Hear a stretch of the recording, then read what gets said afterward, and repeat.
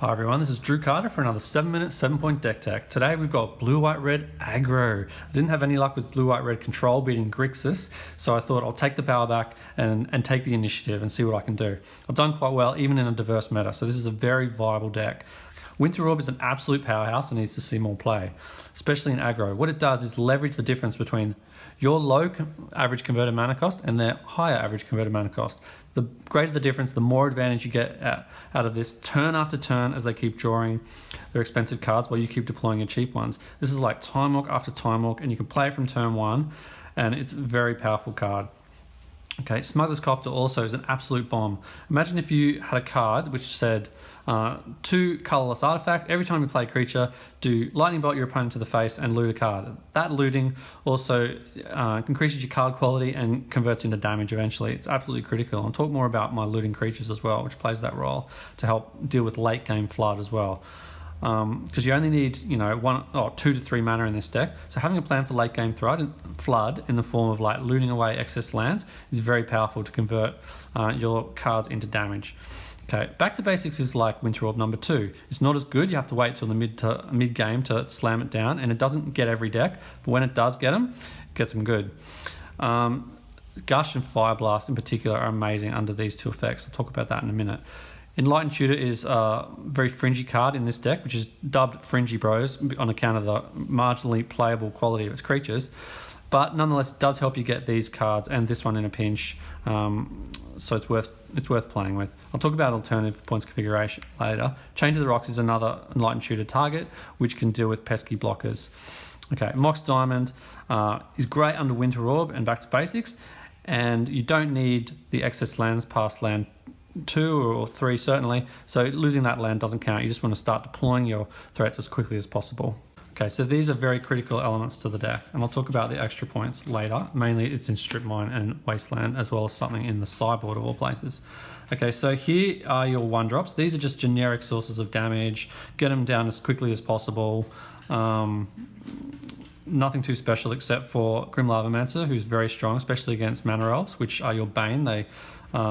They kind of threaten to overcome your mana denial.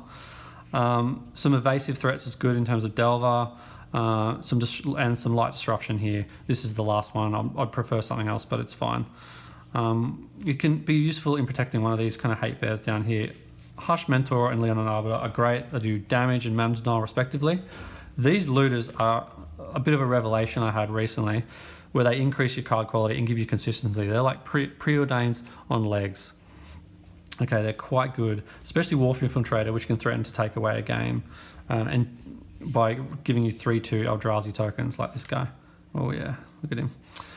Okay, this guy can recur big spells like Price of Progress, and this one gets rid of pesky blockers and Kitchen Finks, which is a nightmare, and Dark Depths tokens and things like that. Combos beautifully with Grim Lavamancer and your burn spells. Okay, so these Fringy Bros, they will get you there, okay? Especially on the back of these powerful, like premium burn spells. Don't side these out. These give you incredible reach depending on the opponent's mana base. Fire Blast in particular is amazing with Winter Orb and back to basics.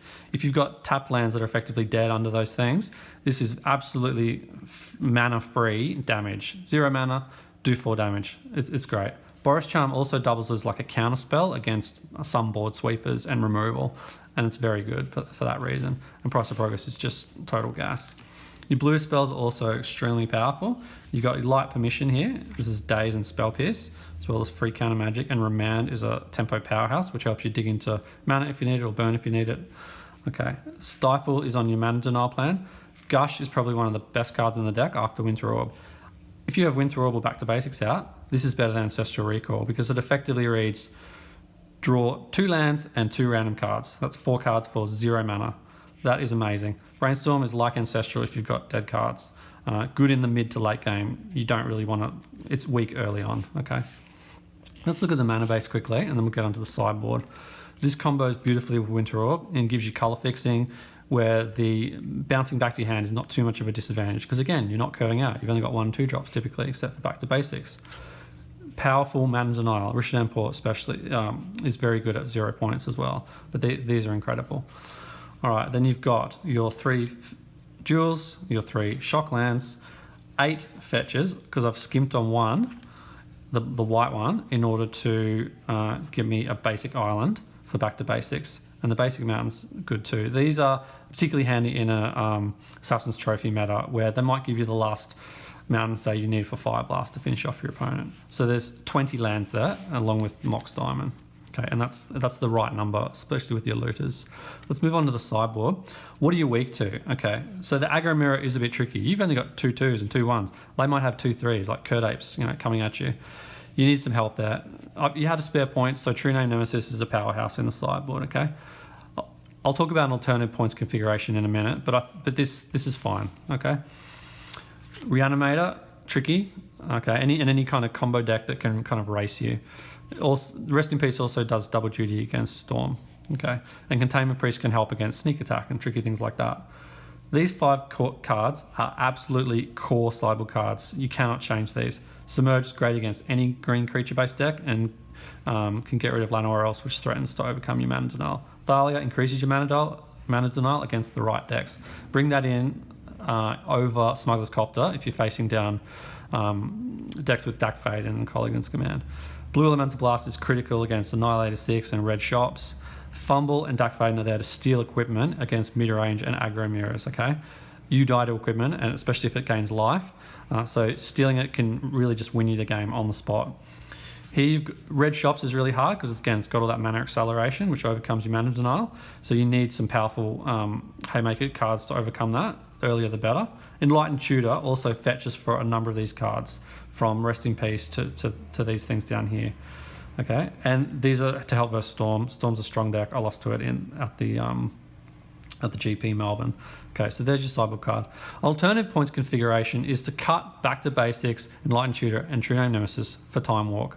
You run Time Walk instead of back to basics in the main deck, and you cut Enlightened Tutor for something like Innovate, which is just a bit of like a bad ice, basically, to buy some tempo. You can also then replace, because you change the mana base a little bit, you can cut Basic Island for Barbarian Ring, and you can, you cut Mountain for Barbarian Ring, and you cut the Island for the last fetch, and then you can run Eidolon of the Great Revel over Wandering Champion, and that's a very strong configuration as well. All right, that's 7 minutes on blue, white, red aggro. Good luck. If you're going to sleeve up aggro, attack the mana, and you should do well. All right, see you. Bye.